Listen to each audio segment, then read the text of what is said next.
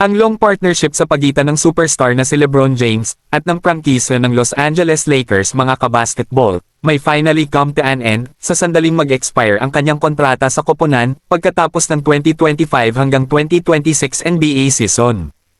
Ang lahat ng mga palatandaan mga kabasketball ay tumutukoy sa pag-alis ni James sa team sa NBA free agency na may ilang team around the league na posibleng interested in signing him or deciding na ang kanyang record-setting na ika-23rd season will be his last in the league. Ayon kay Kendrick Perkins mga kabasketball na minsang naglaro kasama ni James sa Cleveland Cavaliers, ang mga star na sina Donovan Mitchell at James Harden ay magre-recruit ng 4-time NBA champion sa free agency ngayong summer upang tapusin niya ang kanyang karera kung saan nagsimula ang lahat.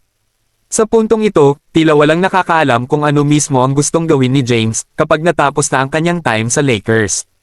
Ang Golden State Warriors ay napabalitang interesadong papirmahin siya sa free agency para ipares siya kina Stephen Curry at Giannis Antetokounmpo if they can trade for the two-time NBA MVP na malamang na isang challenge sa offseason.